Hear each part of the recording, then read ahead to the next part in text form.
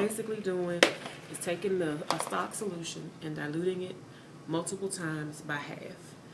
And so the first thing you need to do, instead of doing 6 like I showed you on the paper, we're going to do 5, because you could, if you can do 5, you can do 50.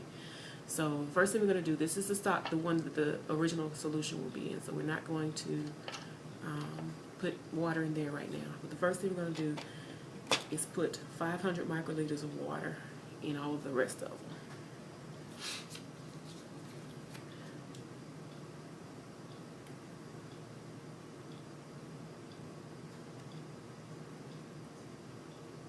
For some reason there seems to be a bubble in my pipette. Alright, 500 microliters.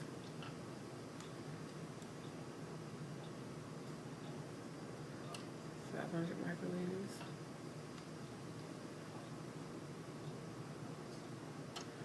500 microliters. 500 microliters. Next thing we're going to do. Did you do the first one? The first one is for the stock solution. I'll take it through, get rid of this pipette tip and get a new one. And this is the one we're going to use for the rest of them. So this is the colored solution that we're going to be using. It doesn't necessarily have to be a colored solution, but it has to be something, if we're going to do the UV test on it, has to be something that absorbs the UV.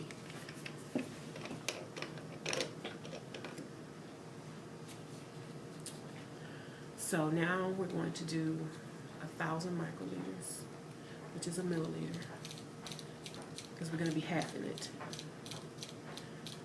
So 1,000 microliters will go in here.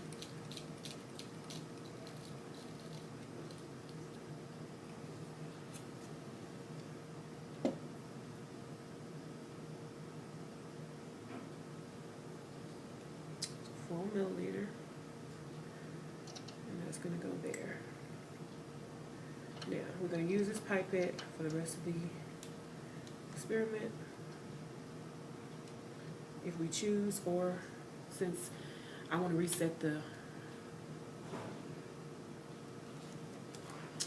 volume, I'm going to just actually start with a new one for the rest of the experiment. So from here forward, we're going to be using 500 microliter setting. We're going to go back to 500 microliters.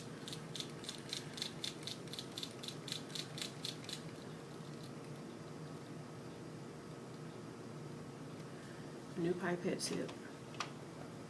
So basically what we're going to be wanting to do now, don't touch it, is remove 500 microliters from here.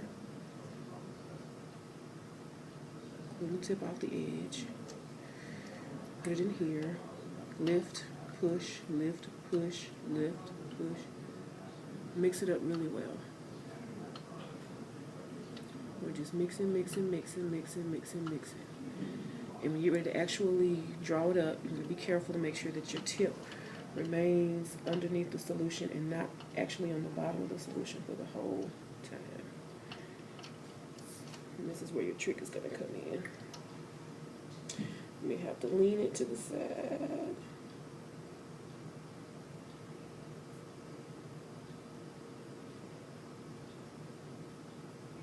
Or you may have to actually just start with 200 microliters if you think it'll be easier, and do a meal dilutions, but that's how you do it correctly.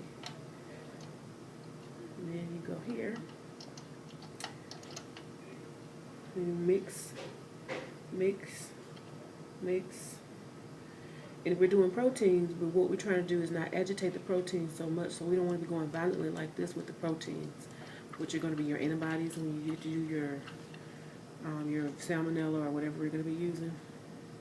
So what you're going to end up doing is you're going to want to go really gently with the mix for those things. You're going to go real gentle, real gentle, real gentle. And now you can transfer it to the next one. It's not enough in there.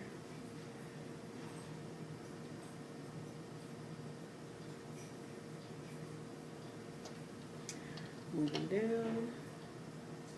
Mix gently. In the case of this, it's not all that important for gentleness, but we're mixing.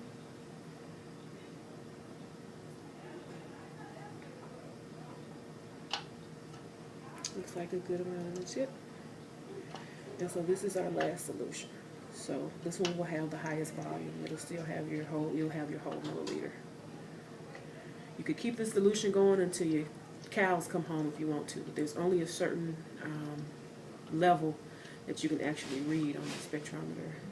After a certain concentration, you'll no longer be able to see peak. So now, you just transfer these to a pipette plate, and then you read them. You use the first well for your blank, 1, 2, 3, 4, 5, just like you did the other spectrum.